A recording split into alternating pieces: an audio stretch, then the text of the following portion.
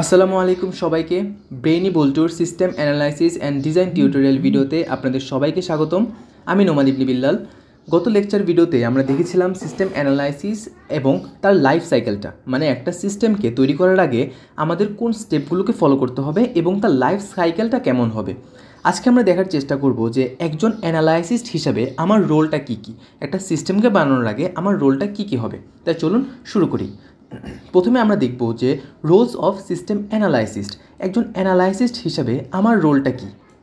প্রথমে আমরা যে জিনিসটা দেখছি সেটা হচ্ছে যে ডিফাইনিং রিকোয়ারমেন্ট। তার মানে হচ্ছে যে আমরা তো গত লেকচার ভিডিওতে দেখেছিলাম যে আমাদের একটি সিস্টেমকে বানানোর আগে প্রথম কাজই হচ্ছে আমাদের রিকোয়ারমেন্ট ডিটারমিনেশন করা। তার মানে রিকোয়ারমেন্টগুলো নেওয়া ইউজারদের কাছ থেকে যে আমার সিস্টেমটা কেমন হবে, সিস্টেমে কোন কোন এলিমেন্টসগুলো থাকবে এবং বাকি জিনিসগুলো।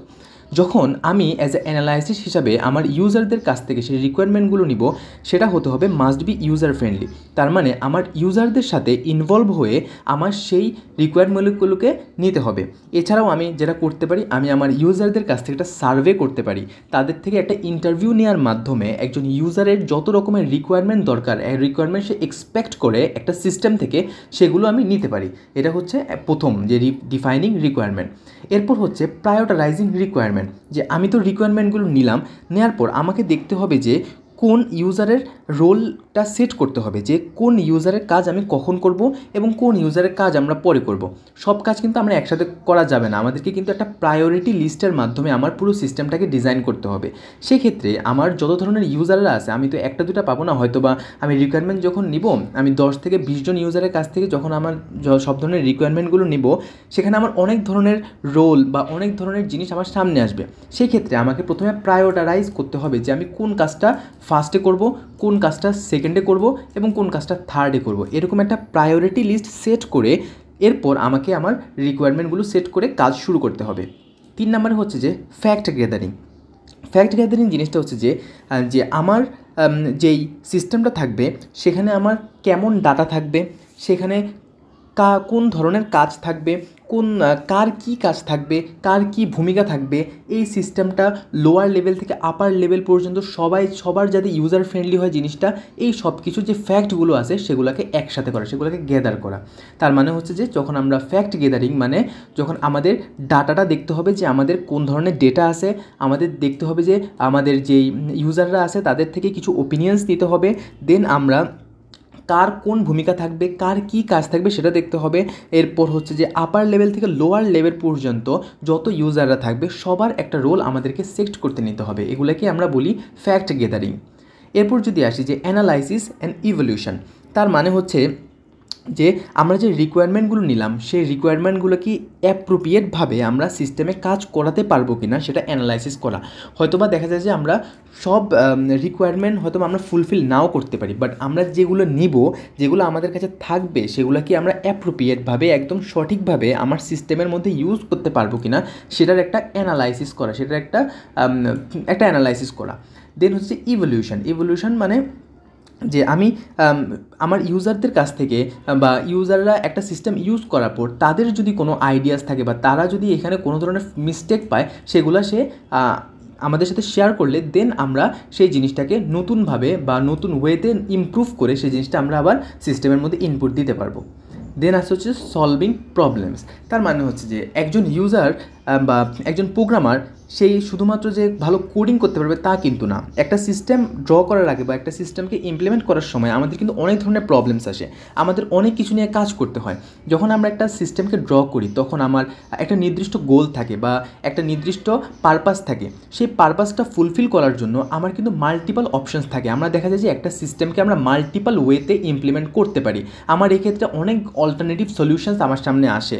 যখন আমার এত ধরনের মাল্টিপল ওয়েজ থাকবে, অল্টারনেটিভ সলিউশনস থাকবে, in that case I face lots of problems. So এই প্রবলেমগুলোকে আমার সলভ করার সেই মেন্টালিটি আমাকে রাখতে হবে এবং সেখান থেকে আমি কী ধরনের বেনিফিটস আমি নিয়ে আসতে পারবো বা কোন ওয়েতে কোন অল্টারনেটিভ সলিউশনটা ব্যবহার করলে আমার বেশি বেনিফিটস আসবে আমার সিস্টেম থেকে, সেটাও আমাকে জানা থাকতে হবে। সেই প্রবলেমটা সলভ করার আমার সক্ষমতা থাকতে হবে। এখানে লেখা আছে যে hazy requirement converted in specific requirement suggest many alternative solutions and quantify cost and benefits. এরপর আছে হচ্ছে যে ড্রয়িং আপ স্পেসিফিকেশান, মানে আমি যে রিকোয়ারমেন্টগুলো নিলাম গত লেকচার ভিডিওর মতোই হুবহু, যে আমি যে রিকোয়ারমেন্টগুলো নিলাম সেগুলোকে আমি স্পেসিফাইড করতে হবে, আমাকে আলাদা আলাদা ভাগ করতে হবে, ভাগ করে কোন কাজটা আমি ফার্স্টে করব, কোন কাজটা সেকেন্ডে করব, এরকম একটা লিস্টের আকারে জিনিসটাকে সেট করতে হবে।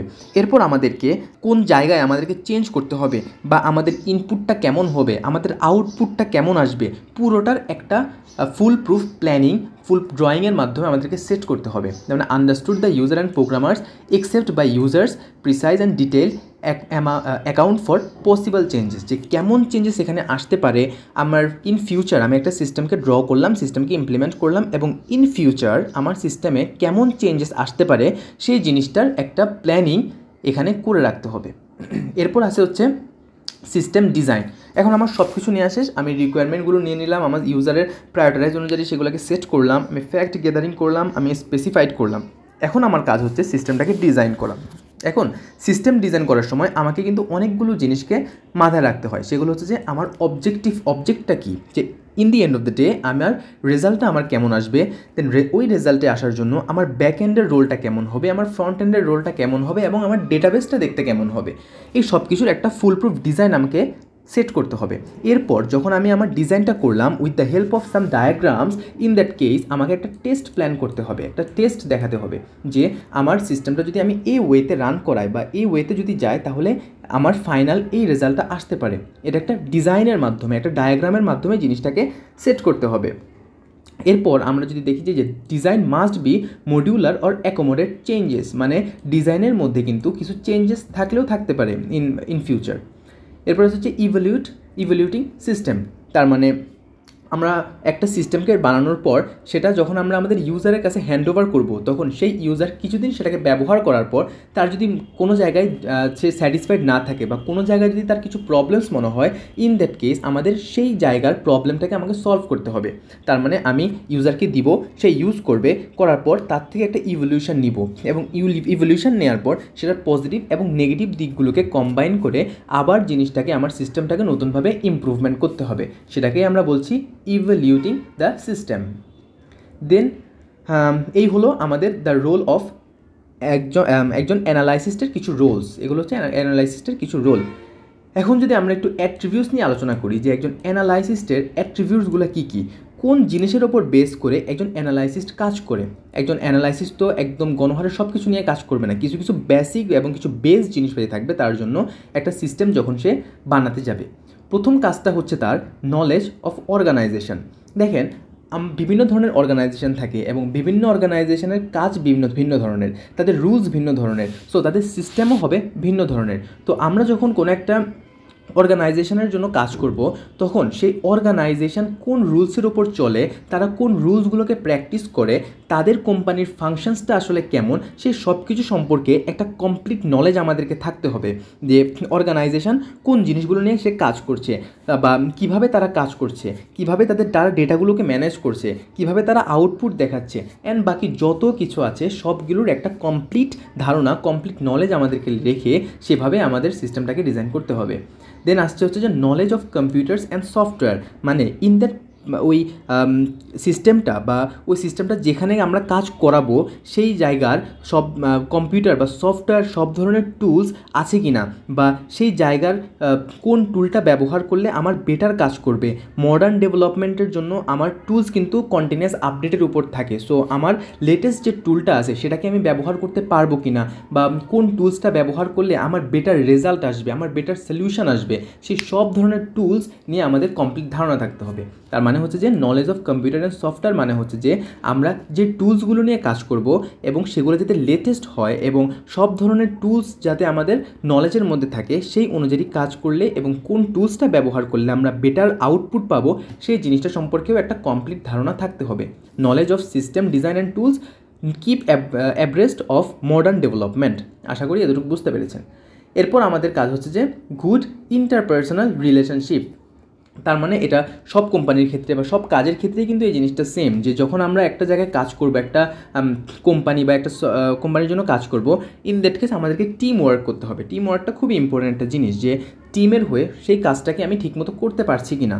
দেন হচ্ছে লিড স্মলার টিমস, যখন আমার আন্ডারে কিছু স্মল টিমসরা থাকবে, কিছু স্মল প্রোগ্রামাররা থাকবে, তাদেরকে দিয়ে আমি কীভাবে কাজগুলো আদায় করে নিচ্ছি, তাদেরকে কীভাবে লিড দিচ্ছি, সেই জিনিসটাও গুরুত্বপূর্ণ। এছাড়া আসছে হচ্ছে interface with programmers and user, তার মানে আমার রোলটা হবে যে প্রোগ্রামার এবং ইউজারদের মধ্যে একটা ব্রিজ ক্রিয়েট করা বা একটা রুট ক্রিয়েট করা, যাতে করে প্রোগ্রামাররা ইউজারদের নিডসগুলোকে বুঝে এবং ইউজাররাও যাতে সেই সিস্টেমটাকে ঠিকভাবে কাজে লাগাতে পারে, সেই জিনিসটাও আমাদেরকে মেনটেন করতে হবে। And last but not the least, একজন মোটিভেটর হতে হবে। এবং সবার লাস্ট হচ্ছে যে এবিলিটি টু কমিউনিকেট, যখন আমরা একটা সিস্টেমকে ড্র করব, তখন সেই সিস্টেমটা আমার সবার সামনে তুলে ধরার জন্য আমাকে একজন ভালো কমিউনিকেট করতে হবে সবার সাথে। এক্ষেত্রে আমাদের প্রেজেন্টেশনের যদি কথা বলি, আমাদের রিপোর্ট রাইটিংয়ের কথা বলি, এবং আমার যে ধরনের কোশ্চেন্স আমার সামনে আসতে পারে সবগুলো সম্পর্কে একটা সম্যক ধারণা, একটা বেটার স্কিল আমাদেরকে রাখতে হবে, যেখানে প্রেজেন্টেশন স্কিলটা খুবই গুরুত্বপূর্ণ সবার জন্যই। এবং আমাদের রিপোর্ট রাইটিং, আমাদের সিস্টেমটা কীভাবে কাজ করছে, কেমন কাজ করছে, ওই system related A to Z সব কিছু আমার রিপোর্ট রাইটিংয়ের মাধ্যমে আমাকে শো করতে হবে, যাতে করে পরবর্তীতে আমার এই সিস্টেমটা যাতে আমি ভালোভাবে সবার সামনে তুলে ধরতে পারি। এরপর আছে হচ্ছে যে অ্যানালিটিক্যাল মাইন্ড। অ্যানালিটিক্যাল মাইন্ডকে আমরা বলি হচ্ছে প্রবলেম সলভিং মাইন্ড। যে একটু আগে আমরা বলেছি যে সবাই কিন্তু ভালো প্রোগ্রামার তা কিন্তু না। আমার একটা সিস্টেমকে ড্র করার আগে আমাদের অনেক অনেক ধরনের প্রবলেমস নিয়ে আমাদেরকে কাজ করতে হয়। সেই ক্ষেত্রে আমার প্রবলেম সলভিং মেন্টালিটি যদি আমার না থাকে, তাহলে কিন্তু আমি সেই সিস্টেমটা কিন্তু ঠিকভাবে আমি কাজে লাগাতে পারবো না, বা ঠিকভাবে আমি সেই সিস্টেমটা ইউজ করতে পারবো না। সেক্ষেত্রে আমাকে প্রবলেম সলভিং অ্যাটিটিউডটা আমাকে থাকতে হবে। যখন আমরা বিভিন্ন ধরনের সিস্টেম নিয়ে কাজ করব, যখন আমরা একটা সিস্টেমকে বিভিন্ন অল্টারনেটিভ ওয়েতে আমি কাজে লাগানোর ট্রাই করব, তখন সেখানে যে প্রবলেমসগুলো আসবে সেগুলোকে আমার সর্ট আউট করতে হবে। Then ability to assess trade offs sound comments curiosity of learn about new organisation, তার মানে নতুন নতুন যে টুলসগুলো আমাদের মার্কেটের মধ্যে আসবে বা নতুন অর্গানাইজেশনের আন্ডারে যেই কাজগুলো থাকবে সেগুলো সম্পর্কেও জানার একটা কিউরিসিটি আমাদের মধ্যে থাকতে হবে, তাহলেই আমরা একজন ভালো প্রোগ্রামার, একজন ভালো সিস্টেম অ্যানালাইসিস্ট হতে পারবো। এরপর আছে হচ্ছে যে ব্রিড অফ নলেজ, তার মানে দেখা যায় যে আমাদের একটা সোসাইটির মধ্যে কিন্তু অনেক ধরনের অর্গানাইজেশন থাকে, অনেক ধরনের কোম্পানিজ থাকে, সেই কোম্পানির বিভিন্ন ধরনের ডাইভার্সিটি থাকে, তাদের জবের ভ্যারাইটি থাকে ডিফারেন্ট টাইপ অফ। তো সবগুলো সম্পর্কে একটা বেটার একটা নলেজ যদি আমরা রাখি, তাহলে সেক্ষেত্রে আমরা কিন্তু অনেক ভালো একটা সিস্টেম অ্যানালাইসিস্ট হতে পারবো। সো এইসব কিছু হচ্ছে যে আমার অ্যাট্রিবিউটস, যে একজন ভালো অ্যানালাইসিস্টের হওয়ার জন্য আমার কোন বেজের ওপর মূলত আমাদের কাজ করতে হয় সেগুলা। আশা করি এতটুকু বুঝতে পেরেছেন। এখন এখানে আছে কিছু টুলস যেগুলো একজন সিস্টেম অ্যানালাইসিস্ট ইউজ করে থাকে। সবার প্রথমে হচ্ছে যে data flow diagram. Data flow ডায়াগ্রামটা হচ্ছে যে ওয়ান কাইন্ড অফ একটা ডিজাইন বা একটা ডায়াগ্রাম, যে ডায়াগ্রামের মাধ্যমে আমরা একটা সিস্টেমের A to Z পর্যন্ত কোন কোন জিনিসগুলো থাকবে এটার মধ্যে কেমনভাবে এটা কাজ করবে, কোন জিনিসগুলো, কোন কম্পোনেন্টসগুলো এটার মধ্যে থাকবে, এটার ইনপুটস কেমন হবে, আউটপুটস কেমন হবে, ডেটাবেস কেমন হবে, এটার ফ্লোটা কোথায় হবে, আমার কোন পেজ থেকে কোন পেজের মধ্যে যাবে, একদম A to Z পুরো জিনিসটার একটা ডায়াগ্রাম আমাদেরকে ক্রিয়েট করতে হয় যখন আমরা একটা সিস্টেমকে ড্র করি। এটা আমরা পরে আরও বিস্তারিত জানবো। এখন জাস্ট এটা মাথায় রাখেন যে একজন অ্যানালাইসিসের জন্য ডাটা ফ্লো ডায়াগ্রামটা খুবই জরুরি। আমরা অবজেক্ট ওরিয়েন্টেড প্রোগ্রামিংয়ের মধ্যে আমরা দেখেছিলাম যে আমাদেরকে UML ড্র করতে হয়, যে UMLটা ধরে আমাদের সে কোডিংটা করতে হয়। দিস ইজ জাস্ট একই রকম, লাইক আমরা একটা ডাটা ফ্লো ডায়াগ্রামটা ক্রিয়েট করব এবং সেটাকে ধরে আমি পুরো সিস্টেমটাকে ডিজাইন করব, পুরো সিস্টেমটাকে ইমপ্লিমেন্ট করব। দেন আসে হচ্ছে ডিসিশন টেবলস, মানে ডিসিশন নেওয়ার সক্ষমতা থাকতে হবে। Modelling language such as UML যে কথাটা আমি একটু আগে বললাম, যে UMLটা হচ্ছে আমরা অবজেক্ট ওরিয়েন্টেড প্রোগ্রামিং যখন করে থাকি তখন আমাদেরকে একটা UML ড্র করা লাগে, সেটা জানতে হবে। নর্মালাইজেশন আর ডেটাবেস ম্যানেজমেন্ট খুবই ইম্পর্টেন্ট একটা জিনিস, যে আমি আমার ডেটাটাকে কত সুন্দরভাবে কতটা গুছিয়ে আমি রাখছি আমার সিস্টেমের মধ্যে, সেটা কিন্তু খুবই গুরুত্বপূর্ণ, তাই এই জিনিসটাও জানা থাকতে হবে। টেস্টিং টুল, আমি অনেক ধরনের টুলস নিয়ে আমাকে কাজ করতে হয়, অনেক ধরনের রিকোয়ারমেন্ট বা অনেক ধরনের সিস্টেম নিয়ে আমাদেরকে কাজ করতে হয়। সেই ক্ষেত্রে সেই সবগুলো টুলস যাতে ঠিকমতো আমি কাজে লাগাতে পারি সেগুলোর সম্পর্কে আমার ধারণা থাকতে হবে, একটা টেস্টিং টুলস হিসাবে সেটাকে ব্যবহার করতে হবে। এরপর হচ্ছে যে সফটওয়্যার প্রসিডিওর বা ম্যানুয়ালগুলো কিছু ISO এর বেসিক কি সেভাবে আমাকে কাজে লাগাতে হবে। তার মানে হচ্ছে যে কিছু সফটওয়্যার প্রসিডিউর ম্যানুয়ালস রয়েছে যেগুলো কিছু ISO এগুলোর আন্ডারে কাজ করে থাকে। তো এইটা সম্পর্কেও আমাদের ফুল প্রুফ একটা ধারণা থাকতে হবে, তবেই আমরা যত রকমের জিনিসপাতি রয়েছে আমাদের সিস্টেমে সেটাকে আরও ভালোভাবে কাজে লাগাতে পারবো। আশা করি আজকে যতটুকু দেখিয়েছি বুঝতে পেরেছেন। আমরা একজন অ্যানালাইসিস্টের কিছু কী রোলস হয়ে থাকে সেগুলো দেখেছি, একজন অ্যানালাইসিস্টের কোন কোন অ্যাট্রিবিউটসগুলো সে ফলো করে সেগুলো দেখেছি, এবং সবার লাস্টে একজন অ্যানালাইসিস্ট কোন কোন টুলসগুলো ইউজ করে বা কোন কোন টুলসগুলো তার ইউজ করা অবশ্যই জরুরি সেগুলো আমরা দেখার চেষ্টা করেছি। আশা করি এতটুকু বুঝতে পেরেছেন। যদি কোনো প্রশ্ন থাকে তাহলে কমেন্ট সেকশানে করবেন। আজকে এই পর্যন্তই। যদি ভিডিওটা ভালো লাগে লাইক করবেন, শেয়ার করবেন এবং সাবস্ক্রাইব করতে ভুলবেন না, এবং ব্রেনি বল্টুর সাথে থাকবেন। ধন্যবাদ সবাইকে।